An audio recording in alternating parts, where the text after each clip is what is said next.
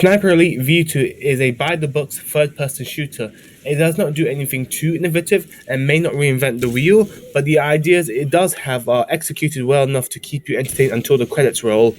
Even though it has a relatively safe level design, minimal options on how you want to tackle objectives, and a generic story, you still want to keep playing due to the headshots you'll be dealing to the enemy.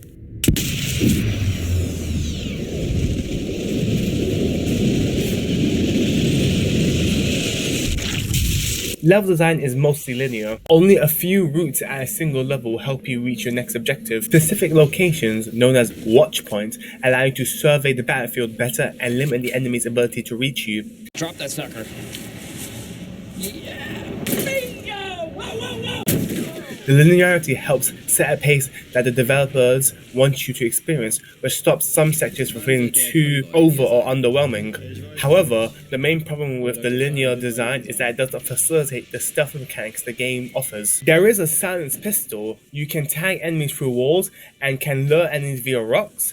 Once you are spotted, enemies start firing at you, and if you break the line of sight, a white silhouette appears, detailing your last known location. This mechanic allows you to reposition into a new area that may be strategically advantageous.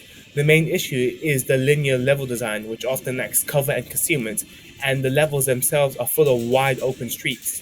He's just standing there, menacing! In addition, enemies are usually in groups, and you'll struggle to close the distance without getting spotted, making stealth difficult. Whilst the level design can be flawed, the sniping mechanics are the game at its best. The main reason why sniping feels so authentic and fulfilling is through the breath mechanic. You can exhale, which helps better align your shots to the target and helps you slow down time, further improving your accuracy. A red diamond appears to help you perfectly align your crosshair, as the diamond also considers bullet drop, and it gets progressively more precise as you exhale. It gets accurate enough to the point where you can shoot the engine off a tank and make it blow up with a single bullet. Also, remember when I said enemies can be in groups? Well, you can do this to help even the odds.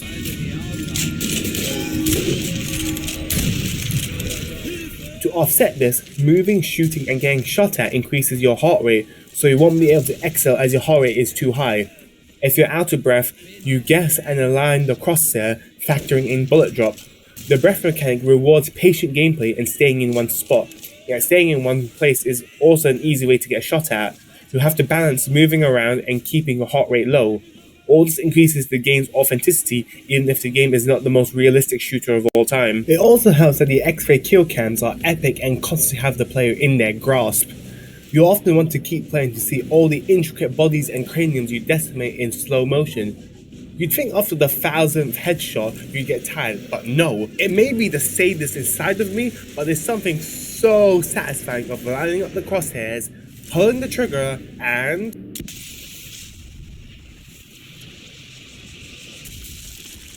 This right here is my favorite thing, ever. In the history of forever. I think about this every day. I think about this all night long. I stay awake, not sleeping, because I'm thinking about this. You also have a variety of sniper rifles to choose from that have different pros and cons.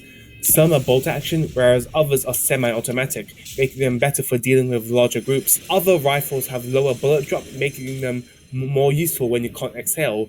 You must also consider magazine size, as you only have so many shots, yet a dozen guys can swarm you. There are also fully automatic firearms, such as the Thompson and the MP40. The main issue is that they lack ammo and have vast spreads, meaning they are best used from close to medium range, and that's pushing it. Even if you're accurate, you won't have enough ammo to keep enemies at bay, so you'll be forced to switch to your sniper rifle. I think this gameplay design choice was intentional, as it encouraged more use of your sniper rifle and kept the enemies at a distance. The automatic weapons are bad, yet the sniper rifles are good, so you want to play to your strengths and minimize your weaknesses. Also, in some sections, you can mask your shot in specific levels. If there is a loud noise in the background, an indicator shows it. If you fire your rifle whilst the sound is masked, the enemies won't be aware of your location, and you have the potential to kill an entire group stealthily. For fully automatic rifles, once you pull that trigger, it's full combat mode, so you better get ready to go loud and proud. You also have to consider that up close, enemies can kill you quickly because more of their shots land on target, yet at a distance, you will receive less damage as they're less likely to hit their target. It helps make the game more realistic and helps keep to the game's namesake. It would be hard to hit a sniper from afar, but it's all over for the Marksman as soon as you get in close. The aspects of realism the game offers are fun and give it a sense of validity, vis-a-vis being a sniper. However, it can also be the game's biggest issue. As stated, the level design lends itself towards short to medium distance firefights, yet the non-snipers are relatively weak and lack ammo. While the heart rate and breathing mechanics make you strategize and prioritize movement or accuracy, they seriously overdone it. It takes a long time for the heart rate to return to its resting pace. You're often stuck in a cycle between waiting for your heartbeat to decline and popping out of cover to shoot, but there's a chance you'll be hit, which causes your heart rate to skyrocket again. The level design makes it so that there are minimal places to retreat and often one or two paths to the next objective, further reinforcing the cycle. Games can strive for realism, but this mustn't come at the expense of usability and player enjoyment. When mechanics become too cumbersome, they can detract from the overall experience, making the game feel more like a chore than a challenge. The game wants you to exhale to slow down time and align your shot, yet the level design, game design, and how the enemies interact with you often prohibit it. Overall, Sniper Elite V2 offers a solid gameplay experience with its unique mechanics and tactical depth. The game's standout feature, like the X-ray kill cam and realistic sniping mechanics, provide a satisfying and immersive experience. However, the linear level design and overemphasis on realism can sometimes hinder the gameplay, making certain aspects more frustrating than fun. Despite these drawbacks, the game lays a strong foundation for future installments. With improvements in level design, enemy variety, and stealth mechanics, the series has the potential to expand into something better. Sniper Elite 3, 4, and 5 come to mind. Sniper Elite V2 may not be the most innovative shooter, but it still delivers enough thrills and strategic gameplay to keep you engaged until the end. And still,